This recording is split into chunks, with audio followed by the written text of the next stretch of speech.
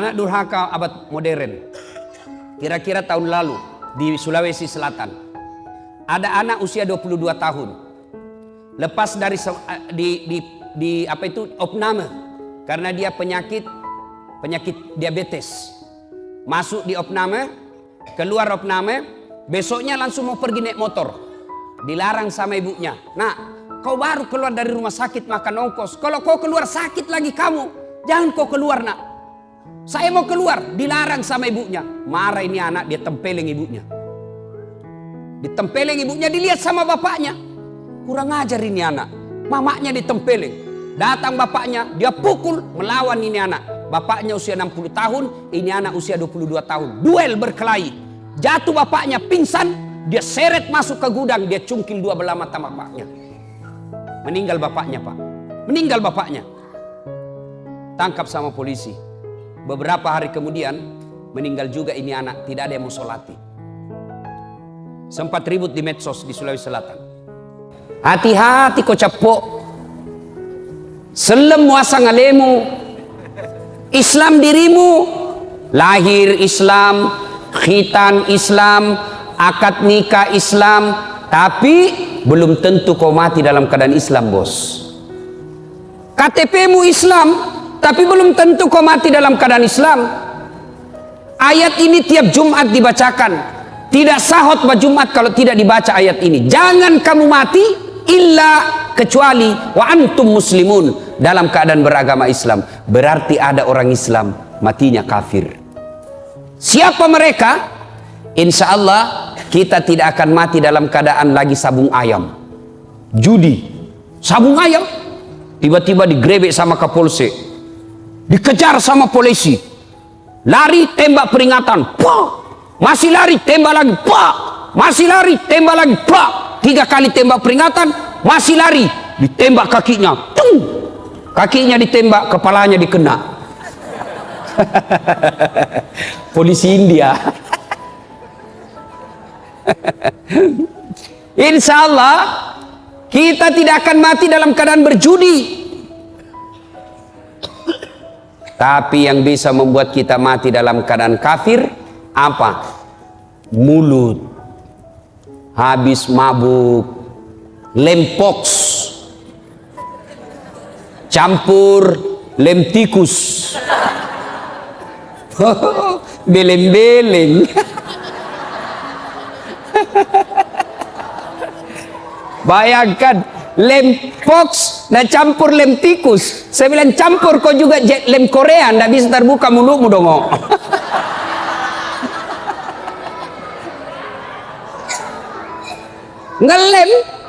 Ngelem mabuk. Oh, pas mabuk Pak, dia ambil motornya. Bayangkan Pak, orang mabuk setengah naik motor, dia listrik dikira aspal. Pak, mati kafir kok cilaka. Coba, pas tabrakan dia tabrak listrik, Pak, dia bangun. Siapa kasih pindah tiang listrik di sini? Bisa pintu tiang listrik dikasih pindah. Insya Allah kita tidak akan mati dalam keadaan berzina. Ada duda di sini? Ada duda di sini? Ada. Dilarang menikah sama anaknya. Akhirnya dia pergi berzina. Umur 60 tahun. Makan obat kuat. Dia makan 2 biji. Pergi cewek usia 25 tahun. Overdosis. Serangan jantung. Mati di atas perut. Inna lillahi wa inna ilaihi. Ini matinya mati dalam keadaan kafir.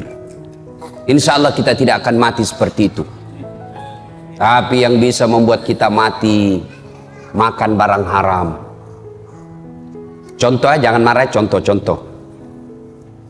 Ada anak sekolah SMP, buru-buru pergi sekolah, diambil motornya, balap. Wah, ternyata tidak pakai helm. Dia langgar rambu lalu lintas, dikejar sama polisi.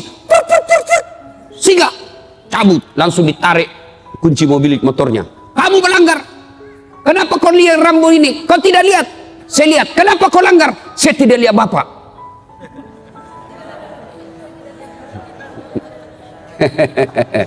Tell me lagi nih adik-adik, aduh, telat mikir. Nah, ini 250.000 di sidang. Banda ada uangku pak, atur damai. Nah, 50.000. Mana ada uang saya 50.000 pak? Saya cuma punya uang 30.000. Ah, sudah tidak ada uangnya, melanggar lagi. Jadi bagaimana? Nah, sudah. Mari 20.000, kau ambillah 10.000 beli bensin. Dia ambillah 20.000, dia pergi warung Coto Makassar. Dia makan 2 mangkok Coto 28 ketupat. Kenapa? Ketupatnya gratis. Kekenyangan, keluar, tabrak geng motor, pak, mati kafir. Kenapa? Ada barang sogok dalam perutnya. Auzubillah min dzalik. Nah, itulah sebabnya tiap Jumat kita diikatkan wala tamutunna illa. Sadaqallahul adzim. Maha benar Allah dengan segala firman-Nya. Ibu bapak, saudara-saudara sekalian, teristimewa yang kita muliakan, guru kita, ustadz kita, guru Hafiz, saya belum sempat kenalan namanya, Al-Mukarram Sayyid Muhammad, yang sama-sama kita muliakan dan mudah-mudahan dirahmati oleh Allah Subhanahu wa taala. Jangan bandingkan muka saya dengan Sayyid ya, pasti saya tenggelam. Jangan bandingkan hidungnya dengan hidung saya, kalah saya ya. Ibu bapak, saudara-saudara sekalian, dalam Al-Quran ada 3 perintah Allah yang sifatnya serangkai. Adik-adik ada yang tahu? Saya ulang, dalam Al-Quran ada 3 perintah Allah. Berapa? Serangkai. Artinya tidak diterima perintah yang satu apabila rangkaiannya tidak dilaksanakan. Dia harus dilakukan bersamaan. Ada yang tahu adik-adik? Saya kasih hadiah. Ada yang tahu? Perintah yang pertama, dengar baik-baik. Perintah serangkai yang pertama, atiullaha wa atiur rasul. Taatlah engkau kepada Allah dan taat kepada Rasulnya. Artinya taat kepada Allah, sholatnya baik, zakatnya baik, tapi mengkhianati Nabi, tidak mengakui Muhammad sebagai Nabi, maka taatnya kepada Allah ditolak. Sebaliknya, taat kepada Rasul, Senin Kamis lancar, tahajud tiap malam, tapi tidak bagus akidahnya kepada Allah, taatnya kepada Rasul ditolak. Yang kedua, perintah serangkai yang kedua, ada yang tahu? Ada yang tahu? Ayo saya kasih hadiah kalau ada yang tahu. Yang kedua, aqimis shalah wa atus zakat. Dirikan solat, tetongangi sempajange, pasui sekemu. Tahu artinya itu? Ini bahasa Paris, Pare-Pare dan sekitarnya.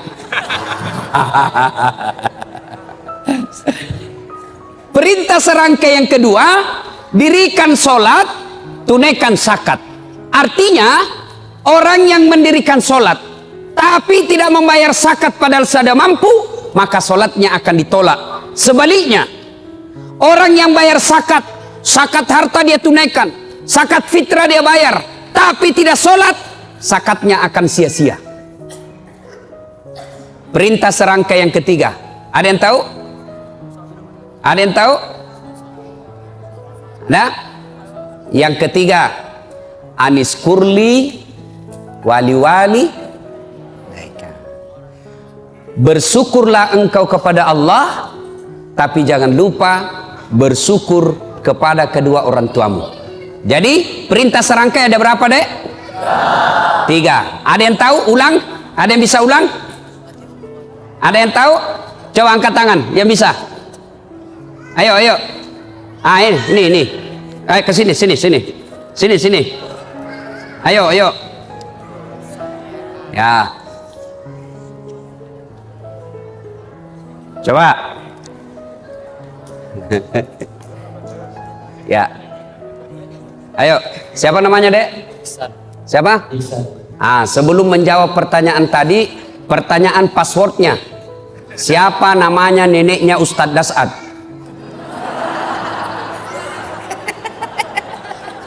Ayo, siapa? Lain kali kau jawab saja, sembarang saja kau sebut, belum tentu ini semua tahu. Oke. Jawaban yang tadi apa itu? 1. Artinya taat pada Allah dan taat pada Rasul. Yang kedua, Aqimis sholat wa atuz zakat. artinya Menunaikan sholat dan menunaikan zakat. ketiga, Aniskurli. Anishkurli wal walidayk. Artinya Bersyukur pada Allah dan juga bersyukur kepada kedua orang tua. sudah betul? Betul? Dapat hadiah. Lain-lain itu rasanya. Woi. Dek, beda itu rasanya uang Kapolres dengan uang Ustadz. Beda rasanya ya. Insyaallah. Nah, berkaitan dengan 3 perintah ini, ayo. Berkaitan dengan 3 perintah ini, maka saya akan membahas yang ketiga. Aniskurli wali. Bersyukur kepada Allah dan bersyukur pula kepada kedua orang tuamu. Artinya, ada anak remaja hitam jidatnya gara-gara sholat, hafal Quran, Senin Kamis dia puasa, tiap malam dia tahajud, malam Jumat dia itikaf di masjid, kemudian membersihkan masjid, ikut ngajar ngaji di masjid, tapi durhaka kepada kedua orang tuanya. Bapaknya dia hianati, ibunya dia keluarkan air matanya. Kata Nabi, demi Allah, jangankan masuk surga, baunya surga diharamkan bagimu. Nah, adik-adik sekalian, saya ingin menyampaikan beberapa kisah anak durhaka. 1. Zamannya Isa alaihi salam. Ada yang tahu Nabi Isa nabi keberapa? Angkat tangan, siapa yang tahu? Hadiah. Siapa yang tahu? Nabi ke-20 tuh? Nggak dapat hadiah kalau berjamaah. 24. Zamannya Isa alaihissalam, ada pemuda pak, bagus agamanya, kira-kira sekarang ketua remaja masjid. Kalau sekarang ibadah saja kerjanya, bagus amalnya, akhlaknya baik. Iblis sentimen. Kalau ada orang yang baik agamanya, bagus akhlaknya, maka iblis kepanasan. Maka iblis menghasut satu kampung. Dia datangilah satu kampung itu. Kau lihat itu, namanya Jurais. Kalau kau biarkan, maka anak muda akan beriman bersama mereka. Akhirnya apa? Rapat ini orang kampung. Saudara-saudara sekalian, bagaimana ini Jurais? Makin hari, makin banyak yang simpati sama dia. Bagaimana caranya dihabisi nih? Ada yang usul, bagaimana kalau kita sogok dia duit? Tidak mempan, dia bukan mata duitan. Bagaimana kalau kita sogok dia jabatan? Tidak mempan, dia tidak gila jabatan. Lalu ada yang urus usul, Jurais kan anak muda, jadi gimana? Kirim cewek paling kece, kirim cewek paling seksi, bayar dia, suruh goda Jurais. Akhirnya apa? Jurais,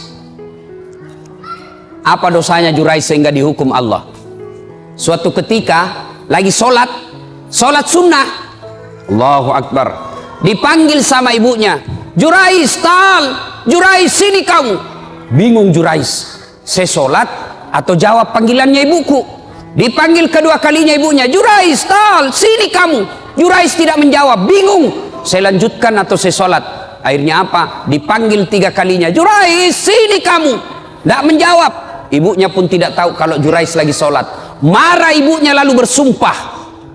Marah ibunya dan bersumpah, ya Allah, setengah mati aku hamilkan. Ibu-ibu masih ingat waktu hamil? Masih ingat? Bu, halo bu, masih ingat waktu hamil? Enak enggak? Oh, itu ibu-ibu hamil Pak, nggak ada enaknya.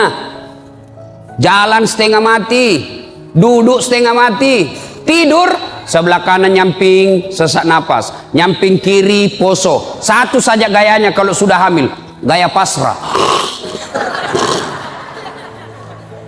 Coba, dia bilang ibunya Jurais, setengah mati ku hamilkan, setengah mati ku lahirkan. Ibu-ibu masih ingat waktu melahirkan? Ada ndak ibu-ibu melahirkan senyum? Ada ibu-ibu melahirkan keluar kona. Tidak, pasti setengah mati.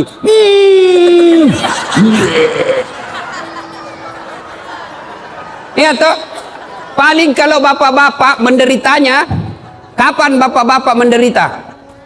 Ngidam. Kalau istrinya ngidam, sampai ada yang tanya sama saya, Ustadz, apa doanya supaya istri berhenti ngidam? Saya bilang, apa ngidamnya istrinya Pak? Dia bilang, nanti dia bisa tidur kalau dia lihat saya duduk di atas lemari. Wah, jadi kalau istrinya mau tidur jam 10, setengah 10 sudah naik suaminya di atas lemari. Saya bilang, berhenti kau nak kasih bodoh-bodoh kau itu.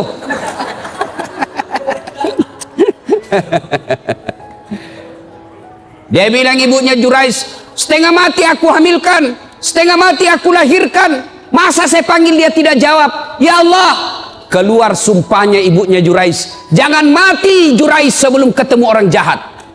Bu-ibu, kalau ibu-ibu bersumpah, arasnya Allah bergetar.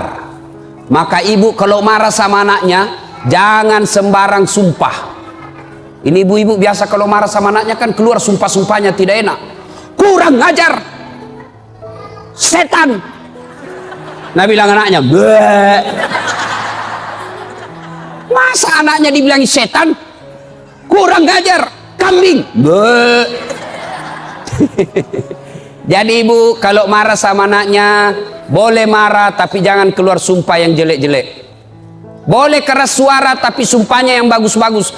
Ih, anak saya kurang ajar betul. Mudah-mudahan kau jadi ustadz seperti Dasat Latif. Boleh sumpah seperti itu. Mudah-mudahan kau jadi dokter yang soleh. Sumpah seperti itu. Jangan sumpah yang tidak enak. Kurang ajar. Mudah-mudahan tabrak kau beca. Betul lah beca. Saudara yang saya hormati, pendengar di Facebook saya berada di Masjid At-Taubah Kota Batam.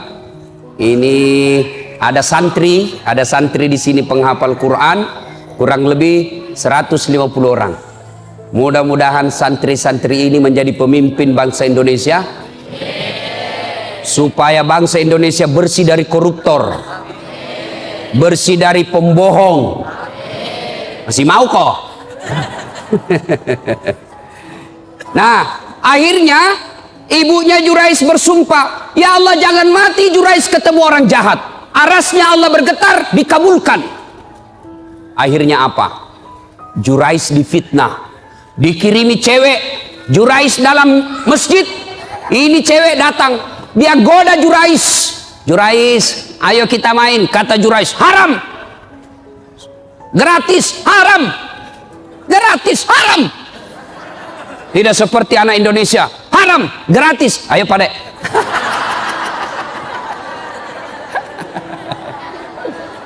Ini cewek sudah dibayar, mondar mandir di depannya Jurais. Jurais mantap, astagfirullah, dia tutup matanya, astagfirullah, astagfirullah, astagfirullah. Kalau orangnya Indonesia, astagfirullah, astagfirullah. Mulutnya istighfar tapi matanya melotot, astagfirullah, astagfirullah. Akhirnya ini perempuan gagal menggoda Jurais. Semakin dia menarik-narik telanjang, Jurais tunduk, tidak tergoda. Ini perempuan malu, sudah telanjang tidak dilayani, sudah dikasih duit tidak berhasil. Akhirnya apa? Dia pergi berzina dengan pengembala kambing. Setelah berzina di pengembala kambing, hamil. Tabrakan antara cowok dengan cewek. Dek, kalau mobil tabrakan, pok! Mobil sama mobil penyok, penyoknya lari ke dalam. Kalau cewek sama cowok tabrakan, pok! penyoknya lari keluar. Hamil. Begitu hamil ini cewek, dia kemana-mana pidato. Saudara-saudara sekalian, kenal tak Jurais?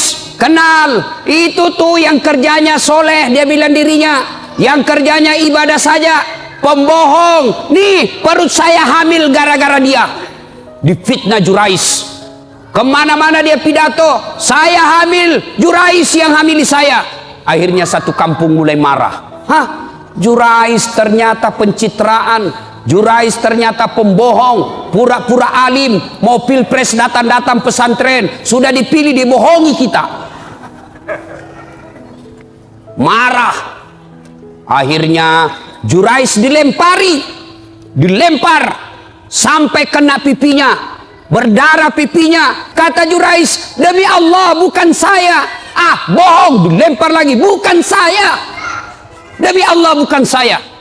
Akhirnya begini, kata Jurais begini, bos, biar saya bilang tidak, kau juga tidak percaya. Kau tuduh saya tidak mau terima. Jadi bagaimana? Kita tunggu sampai lahir ini anak, kita tanya siapa bapaknya. Ringkas kisah, lahir anak ini. Begitu lahir, masih merah, masih orok, dipencet pusatnya sama Jurais. Ya fulan, anak, ngomong kau, siapa bapakmu? Demi Allah, siapa bapakmu? Dengan izin Allah, ngomong ini bayi. Apa dia bilang? Bapakku bukan Jurais, bapakku pengembala kambing di tetangga desa. Apa dia bilang Jurais? Ku bilang memang bukan saya. Akhirnya Jurais bebas dari tuduhan itu. Coba adik-adik sekalian, Jurais, pemuda yang taat beribadah, dihukum oleh Allah gara-gara apa? Ibunya lagi memanggil dan ibunya pun tidak tahu anaknya lagi sholat. Itulah sebabnya ada 11 kewajiban anak kepada orang tua. Satu diantaranya adalah menjawab panggilannya. Ustadz, bagaimana kalau kita lagi sholat Ustadz, dipanggil sama ibu? Maka kalau dia laki-laki, misal baco, orang Bugis itu kalau anak laki-laki baco, kalau perempuan ece. Banyak orang Bugis di sini? Banyak. Jago ini orang Bugis Pak. Kemana-mana saya ketemu orang Bugis. Saya ke Pulau Kijang, banyak orang Bugis. Saya ke Guntung, banyak juga orang Bugis. Saya pergi pelosok Kalimantan Timur, ketemu banyak juga orang Bugis. Saya pergi Singapura, ada Bugis Street. Saya pergi Sabah Sarawak, banyak juga orang Bugis. Begitu saya masuk penjara, banyak juga orang Bugis.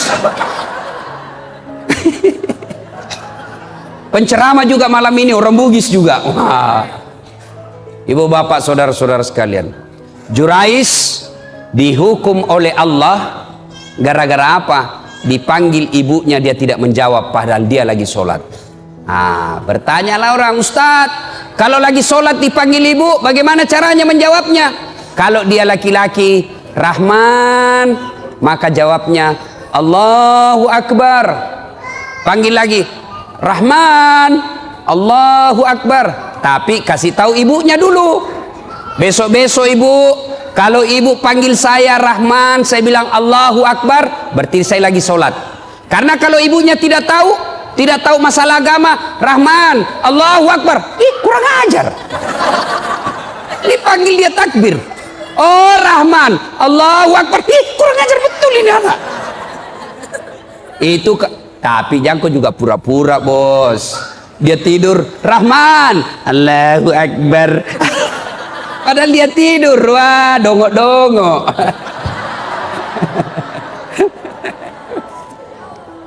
Nah adik-adik sekalian, kalau durhaka sama orang tua, biar hafal Quran, tidak ada bu utamanya. Tapi saya yakinnya, ini adik-adik semua nih yang hadir di sini, saya yakin masuk hafal Quran salah satu tujuannya karena ingin membahagiakan orang tua. Ya kan? Ya dek ya?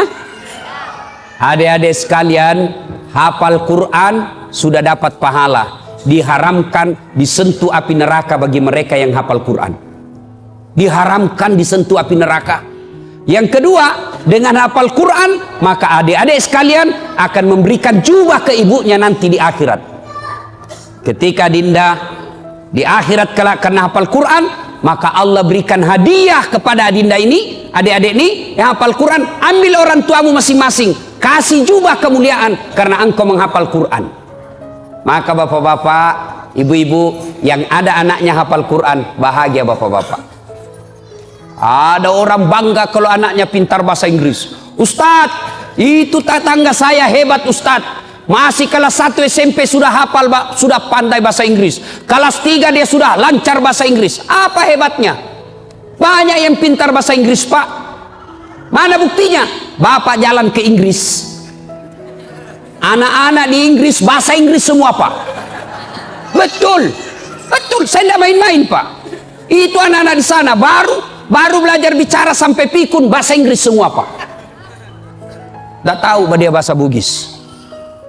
Tidak usah, apa hebatnya pintar bahasa Inggris? Memangnya nanti kalau kita meninggal, anak kita sudah kita masuk kubur, anak berdoa, oh my God, please help me my mother. Tidak lah, ya. Lebih baik anak kita hafal Quran.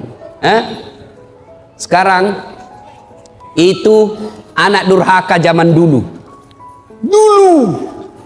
Sekarang bagaimana model anak durhaka? Jam berapa Isya Ustaz? Berapa menit lagi? 2 menit lagi. Oh, sudah habis berarti. Anak durhaka abad modern. Kira-kira tahun lalu di Sulawesi Selatan ada anak usia 22 tahun.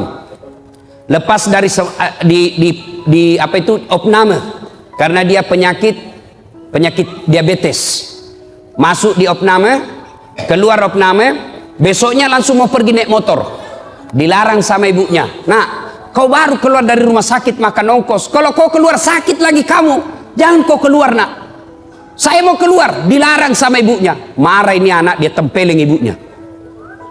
Ditempeleng ibunya, dilihat sama bapaknya, kurang ajar ini anak, mamanya ditempeleng. Datang bapaknya, dia pukul, melawan ini anak. Bapaknya usia 60 tahun, ini anak usia 22 tahun. Duel berkelahi. Jatuh bapaknya, pingsan, dia seret masuk ke gudang, dia cungkil 2 belah mata bapaknya. Meninggal bapaknya, Pak. Meninggal bapaknya. Tangkap sama polisi. Beberapa hari kemudian, meninggal juga ini anak, tidak ada yang mau sholati. Sempat ribut di medsos di Sulawesi Selatan. Anak durhaka zaman sekarang. Apalagi anak durhaka. Saya mau pergi ceramah di Sulawesi Selatan, mau pergi takziah. Tiba-tiba ada ibu-ibu menangis. Ustadz, tolong datang ke rumah saya, Ustadz. Nangis, Ustadz, tolong bantu saya. Kenapa ibu? Tenangkan ibu, tarik nafas. Tenang ibu, meninggal suamiku, Ustadz. Tolong datang ke rumah, saya tidak tahu urus bagaimana cara. Saya bilang, bagaimana? Mana semua anak-anaknya? Anakku sibuk semua, Ustadz. Saya datanglah ke rumah itu. Begitu saya datang di rumahnya, saya bilang, Bu, mana nomor teleponnya anaknya? Saya minta nomor telepon anaknya, lalu saya teleponlah anaknya yang pengusaha di Samarinda, orang kaya di Kalimantan. Tabe, Daeng, meninggal bapaknya. Apa kata bapaknya? Daeng, ada berita duka, meninggal bapaknya di Makassar. Apa kata anaknya? Oh, sudah lama memang sakit itu bapakku, Ustaz. Jadi saya bilang, jadi bagaimana Daeng? Ditunggu atau tidak? Apa jawabannya? Tidak usah ditunggu, Ustaz. Biar saya pulang tidak merubah keadaan. Jadi bagaimana? Silakan kirim SMS nomor rekeningnya Pak Ustadz. Biaya pemakaman dan pengurusan jenazah saya transfer, Ustadz saja yang ngurus. Anak durhaka, Pak. Bapak mau punya anak seperti itu? Mau punya anak seperti itu? Tentu tidak mau. Mau punya anak yang soleh dan soleha? Mau punya anak yang soleh dan soleha? Masukkan ke pondok anak kita. Coba kalau anak kita di pondok, Pak. Coba anak kita di pondok, sholat 5 waktunya berjamaah, makannya jelas halal, ucapan-ucapannya jelas tidak pernah bicara kotor, jelas dia tidak akan tersentuh oleh yang bukan muhrimnya, makanannya bagus, meskipun barangkali tempe, meskipun ala kadarnya, tapi halal. Tapi kalau anak kita di luar, mungkin di rumah makanannya ayam, tapi kalau dia keluar rumah, apa yang dimakan? Narkoba, lem pox, lem Korea. Ibu bapak saudara-saudara sekalian, Banyak hal yang ingin kita sampaikan, tapi waktu Isya yang telah sampai. Insyaallah lain waktu dan kesempatan kita lanjutkan. Adik-adik sekalian, inilah tausiah kita, mudah-mudahan ada manfaat. Kalau ada yang masih mau menyimak ceramahnya Pak Ustadz, ibu-ibu, adik-adik, bapak-bapak, silakan simak ceramah saya di YouTube. Tulis saja nama saya, Das'ad Latif, Das'ad Latif, keluar itu ceramah saya yang ratusan. Sudah klik satu, sudah keluar ceramah, jangan lupa kasih tanda begini. Jangan begini ya, jangan begini. Jangan begini. Kalau ada orang ustadz dia kasih begini, dia cari kau nanti malaikat. Kenapa kasih begini Ustadz Dasar? Ya, atau kalau mau yang lebih bagus, kasih subscribe. Wah. Itu di YouTube. Atau follow Ustadz Das'ad di Instagram. Nama Instagramnya Das'ad Latif 1212. Das'ad Latif 1212. Like and share. Demikian, mudah-mudahan ada manfaat. Insya Allah lain waktu dan kesempatan kita akan lanjutkan. Terima kasih jamaah dan pemirsa saya di Facebook. Mudah-mudahan kehadiran Anda di tempat ini melihat ceramah saya manfaat dan insya Allah mampu diamalkan dalam kehidupan sehari-hari. Demikian, lebih dan kurangnya mohon dimaafkan. Nun wal kalam misrun billahi fisabilil haq. Assalamualaikum warahmatullahi wabarakatuh.